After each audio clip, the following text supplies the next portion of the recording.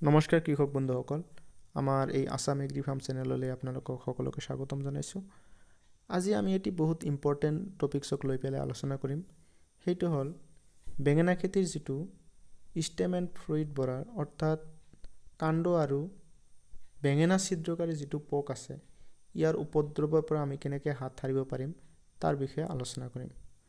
বন্ধুসকল, যিসকল খেতিয়কে বেঙেনা খেতি কৰে সেইসকল কৃষকে ভালকৈ গম পায় যে এই পোকটোৱে আমাৰ বেঙেনা খেতিৰ কিমান সমস্যাৰ সৃষ্টি কৰে। বন্ধুসকল, ইয়াৰ বিষয়ে আমি পিছত আলোচনা কৰিম, কিন্তু প্ৰথমতে এই পোকটো কি তাৰ বিষয়ে আমি জানিব লাগিব।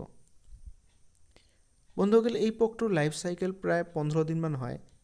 প্ৰথমতে এক ধৰণৰ পখিলা সদৃশ পৰুৱাই বেঙেনা খেতিৰ পাতত কণী পাৰে।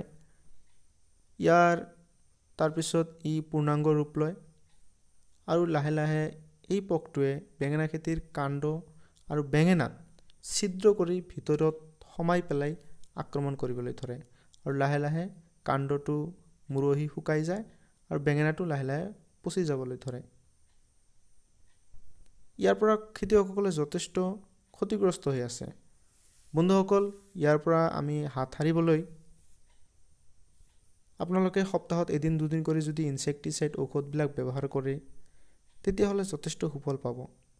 আমি আমাৰ বেঙেনা খেতিত যেতিয়া এই পোকটোৰ আক্ৰমণ দেখা পাইছিলোঁ, তেতিয়া আমি ঔষধৰ দোকানীৰ লগত আলোচনা কৰি আমি ডাইকেন ইনছেক্টিচাইড ঔষধটো আৰু ইয়াৰ লগতে আদামা কোম্পানীৰ যিটো বেৰেজাইট ঔষধটো 1 লিটাৰ পানীত 2 ml কৰি ব্যৱহাৰ কৰিছোঁ আৰু ইয়াৰ পৰা যথেষ্ট সুফলো পাইছোঁ। বন্ধুসকল, আপোনালোকে এটা কথা মনত ৰাখিব লাগিব, এই ঔষধবিলাক ব্যৱহাৰ কৰোঁতে আপোনালোকে সপ্তাহে সপ্তাহে ইনছেক্টিচাইড ঔষধবিলাক পৰিৱৰ্তন কৰি ব্যৱহাৰ কৰিব লাগিব। কাৰণ এবাৰ দুবাৰ এই ঔষধবিলাক ব্যৱহাৰ কৰাৰ পিছত পোকবিলাকৰ ৰেজিষ্টেঞ্চ ক্ষমতা বহুত বাঢ়ি যায় আৰু পিছত এই ঔষধবিলাকো কাম নকৰা হয়।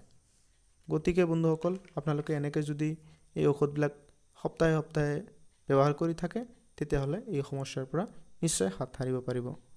বন্ধুসকল, খেতি বাতিৰ বিষয়ে আমি খেতিয়কসকলৰ সহায়ক হোৱাকৈ এনেকৈ ভিডিঅ'বিলাক প্ৰস্তুত কৰি থাকোঁ। আপোনালোকৰ যদি মোৰ এই চেনেলটো ভাল লাগে ছাবস্ক্ৰাইব কৰিব পাৰে আৰু ভিডিঅ'টো লাইক শ্বেয়াৰ কৰি আনকো চোৱাৰ সুযোগ কৰি দিব পাৰে।